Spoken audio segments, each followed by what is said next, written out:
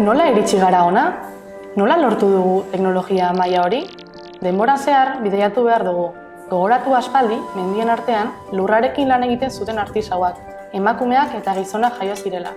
Berrikuntzak egin eta makina erremintaren etorkizuna eraikitzen hasi zirenak. Horrela, etorkizunera azkarrago iristeko aitzindari bihurtuta, etorkizuna dagoeneko hemen dugu.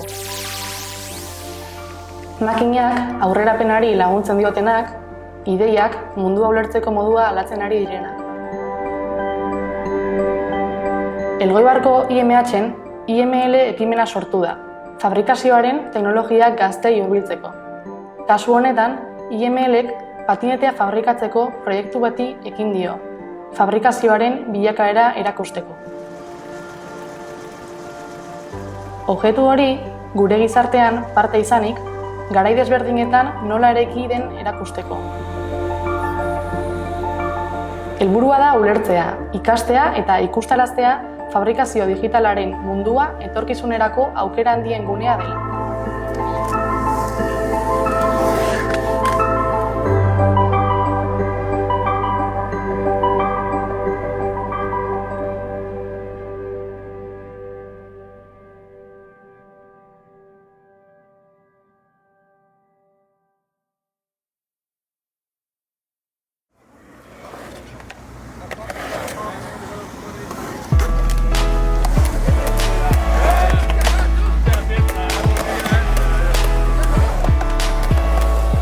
Ane, Dane, Leneritz, Gorka, gurpil gainean patinatzen ari diren gazteak ikusten ditugunean, gauza normala iruditzen zaigu, betidanik ezaguna.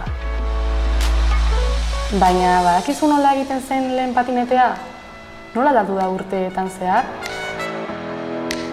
Gure skaterrek zer teknika eta material erabili diren irudikatzen lagundu digut. Horrela, patinete bat egiteko 3 modu uler ditzakegu, industriaren 3 alditan.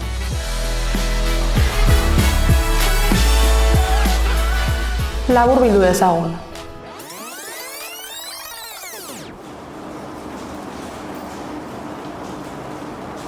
Zer zegoen industrializazioaren boom teknologikoaren aurretik? Gaur egun, oraindik bada artisau fabrikazioa, eta hori ezagutzeko makina erramintaren museoan egurrezko patinetea zizelkatu dugu, makina zaharrekin, eskuzko tornuak eta fresatzeko makinak erabiliz. Emaitza, neurrira egindako produktu bat, lekuaren eta egiten duen artisau beraren ezaugarriak dituena. Jakina, hain gauza paregabea garesti ateratzen da. Erabilitako denborak eta fabrikatzailearen esperientziak produktuaren azken prezioarengan eragina dute.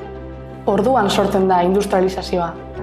Fabrikazio prozesu askoz dinamikoagoak, serieko fabrikazioa bezalako ekoizpen teknikak eta aurrerapen teknologikoak agertzen dira. Motorra asmatzetik automatizatzeraino eta mekanismo mota guztiak digitalizatzeraino. Eta nola eragiten dio horrek gure patineteari?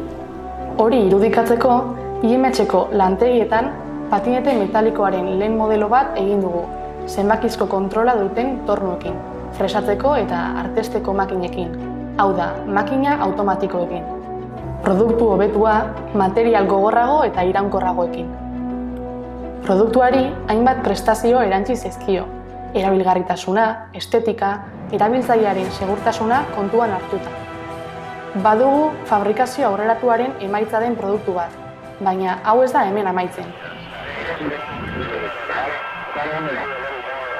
Teknologian beste jauzi bat egin dugu gure patinetearen bertsio berria egiteko, industria iraultza berriaren eta egungoaren metodoekin, fabrikazio aditiboko prozesua.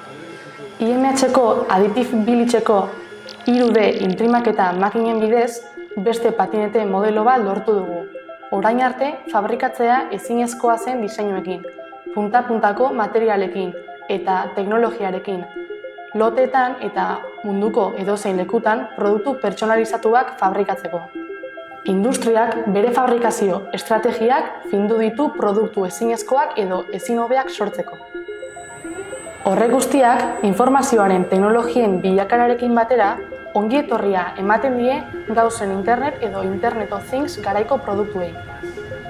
Hala nola, gaur egun mugikorretik kontrolatzen diren patinete elektriko berriei. 3 skater, 3 patinete prototiporekin, baliagarriak izan zaizkigu industriak izandako eraldaketaren ideia bat egiteko. Digitalizazio industriala. Patinetearen prototipoei IMH-ko ikasleek hobekuntzak eta berrikuntzak gehituz joango dira, pixkanaka ikasiz fabrikazio digitaleko profesional gazte bihurtzeraino.